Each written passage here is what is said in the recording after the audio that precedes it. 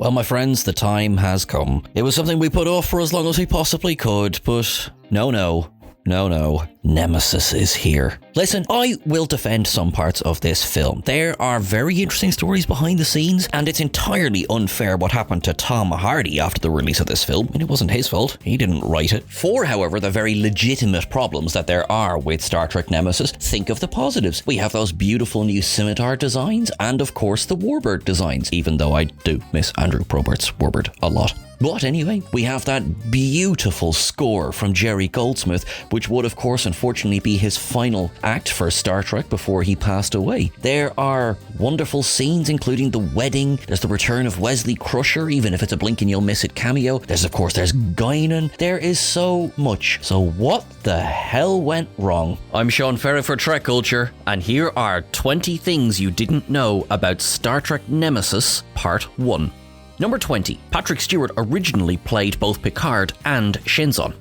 Though Tom Hardy, of course, ended up playing the part of the villainous Reman leader and Picard clone Praetor Shinzon, the very first version of the script actually had Shinzon being portrayed by Patrick Stewart as a more direct, older clone of Picard. There sadly aren't any further details available online about how this would have changed the story, though it's fair to assume that Nemesis would have climaxed with Patrick Stewart effectively battling himself. Ultimately, the potential for goofiness would have been extremely high had they gone this route, so bringing in a young actor to portray a younger clone was probably the right call. However, a few years ago, a curious fan cleverly deep-faked Stewart into the role of Shinzon to give fans a speculative glimpse of how it could have turned out.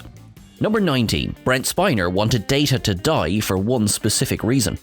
Data actor Brent Spiner actually helped write Data's arc for the movie, in turn earning the single writing credit of his entire career to date. Though John Logan is credited as Nemesis' sole screenwriter, Spiner received a story by credit. Spiner had been lobbying for many years, at least since the days of First Contact, for Data to be killed off, and so conceived a storyline for Nemesis where he would sacrifice himself to save Picard and blow up Shinzon's scimitar. Spiner's reasoning for wanting Data to die was simply as he felt he had aged too much, and that it made no sense for Data to be so noticeably advanced in years, being an android and all, and so Data died in Nemesis, albeit with the door being left ajar for him to return through his android brother B4. In the end, much of Star Trek Picard's first season was ultimately concerned with tying off Data's arc seemingly once and for all.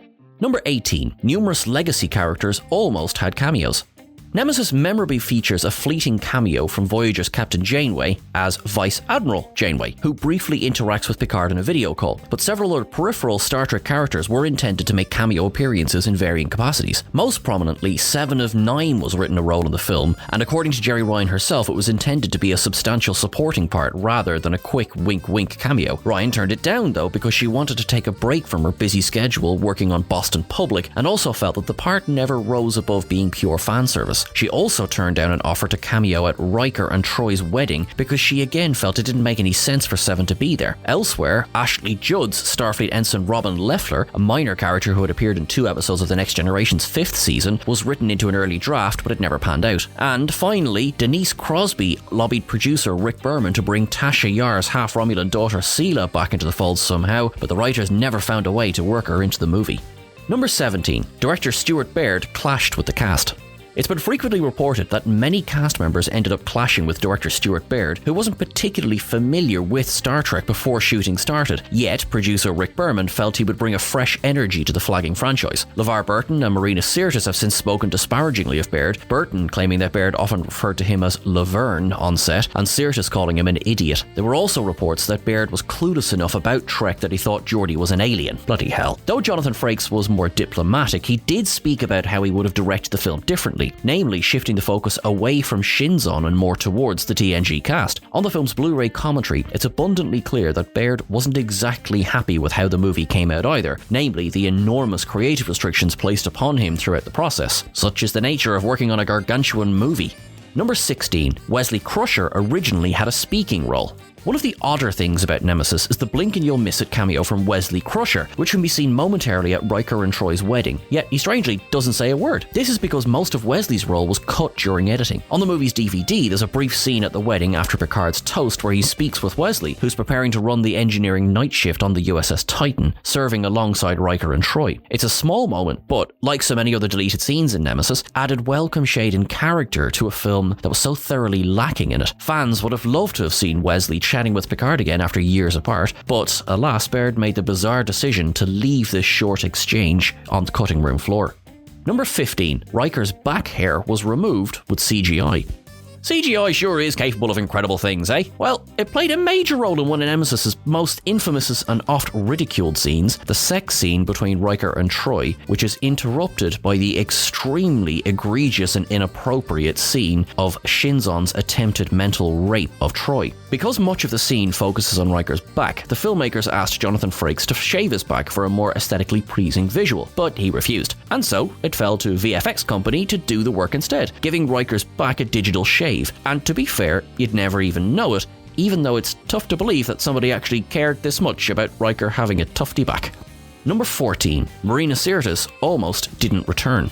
As much as she's an integral member of the TNG crew, Deanna Troi almost ended up being conspicuously absent throughout Nemesis, due to negotiations breaking down between Marina SIRTIS and Paramount. As it often does, the crux of the issue came down to money, with SIRTIS feeling insulted by the apparent lowball offer given to her. In interviews, SIRTIS has spoken extensively about feeling undervalued compared to her male co-stars in particular, and claims that Paramount threatened to put 7 of 9 in the movie in her place if a salary agreement couldn't be reached. SIRTIS pithily retorted to the studio, "Jerry Ryan won't do it for that money, that's for sure." Thankfully, the matter was eventually resolved, and though SIRTIS was ultimately one of the cast's more vocal critics of Nemesis, or to be exact, of director Baird, she maintains that she was happy with Troy's role in the film. Number 13. The Enterprise ramming into the scimitar was a, mostly, practical effect.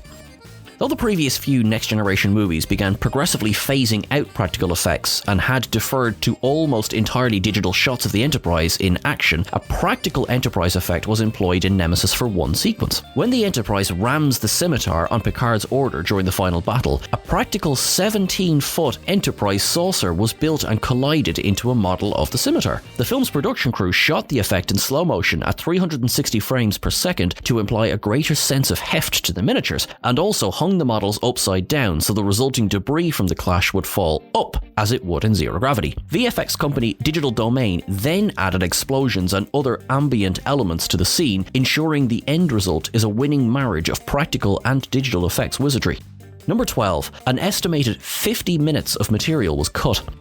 On Nemesis' DVD, Rick Berman claims that roughly 50 minutes of material was cut from the theatrical release in order to achieve a more commercial 117-minute runtime. Though 17 minutes of cut material appears on the DVD, that leaves over half an hour of footage unaccounted for. Most of the cut material was apparently character-centric scenes that fleshed out the relationships of the Enterprise's crew, which were cut to keep the emphasis on the battle between the Enterprise and the scimitar. This includes a far longer wedding sequence in which Picard and Data have a lengthy heart-to-heart, a more involved subplot about Shinzon's obsession with Troi, more scenes with Data and B4, bigger parts for Worf and Dr. Crusher, and a more prolonged epilogue. It's infuriating that so much of this material remains locked away, because much of it sounds like it would have added considerable weight and nuance to a fundamentally threadbare film.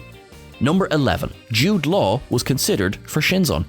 In the summer of 2001, a few months before shooting was set to begin, rumours did the rounds online that Jude Law had been cast in the role of Shinzon, and though this of course turned out to be untrue, he was indeed in contention for the part. Originally, the plan was to find a name actor who resembled a younger Patrick Stewart to portray Shinzon, and Rick Berman settled on Law. However, director Baird argued that Shinzon should be portrayed by a basically unknown actor, eventually leading to Tom Hardy being cast in the part following an extensive and, by Hardy's word, appalling audition process. While it's easy to imagine Law pulling off the required menace, it was probably better to go for a less established actor in the role. And that's everything for the first part of our list, so please come back for the second part. Remember, you can catch us on Twitter at Trek Culture. You can catch myself at Sean Ferrick on Twitter, Instagram and TikTok. Until I'm talking to you again, you look after yourselves, you live long and prosper, and I'll see you back here for part 2. Thanks.